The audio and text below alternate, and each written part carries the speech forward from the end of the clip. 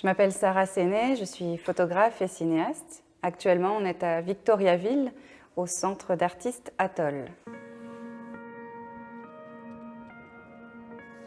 On va essayer de le mettre plus bas. Je suis ici aujourd'hui parce que je suis en train de faire l'accrochage de mon exposition qui s'appelle Fovea. Mon amoureux Guillaume Vallée m'a accompagnée pour qu'on accroche des collages en très grand format au mur. Là, on va décoller le dos du tirage. On a collé le portrait de Dominique, qui est un portrait central dans l'exposition. C'est le plus grand.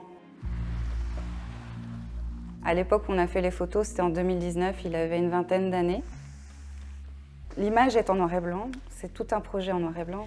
Les images sont très contrastées, il y a vraiment des blancs très blancs et des noirs très noirs. Et justement, Dominique a les cheveux très foncés, les sourcils aussi.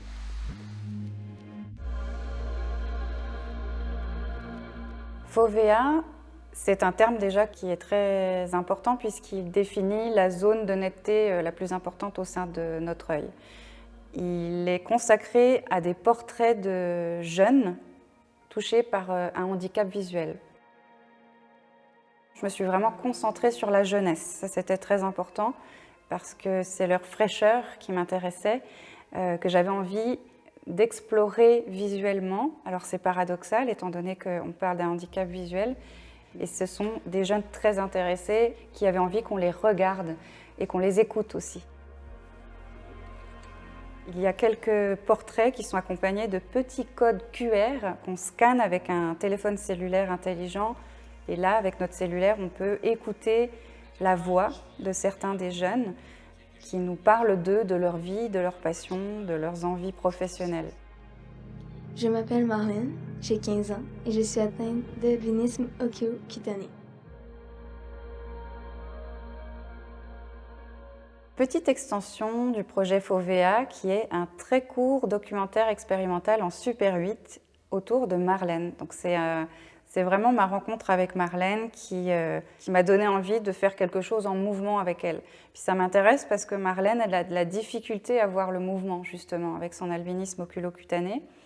Et là, j'ai vraiment choisi de la filmer donc, au Jardin botanique de Montréal, au milieu de la végétation, des feuilles, de jouer avec la texture, la longueur de ses cheveux et d'interroger aussi son rapport à la lumière. Ce film, il s'intitule Lumen, en latin ça veut dire lumière.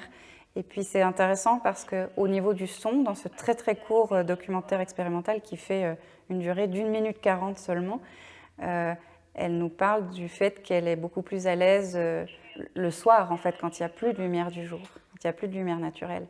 Alors qu'elle elle est la lumière, en fait, elle est extrêmement lumineuse. À cause de la lumière, je ne vois plus parfois. Je suis passionnée de médiums analogiques, qui sont vraiment à l'opposé du numérique, c'est-à-dire que je travaille avec un appareil sans écran, parce que pour moi, l'écran, c'est synonyme de pixels, alors que la pellicule, quand on zoome sur une pellicule, ce sont des cellules.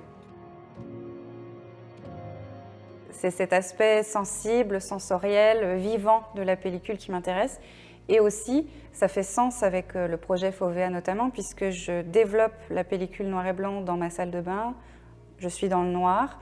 Et avant de voir de mes propres yeux le négatif, je le touche.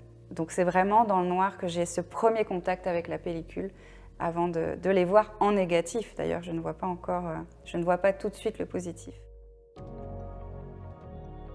Aujourd'hui, j'ai vraiment envie de dire un très grand merci à chacun et chacune des participants à ce projet parce que j'ai le sentiment d'avoir grandi et de continuer à grandir et à m'éduquer à leur contact en fait, et à travers ce projet. Et puis ils m'ont énormément donné, ils ont été très généreux dans le fait de poser, de m'apprendre des choses aussi. Voilà, je veux vraiment les remercier et les embrasser.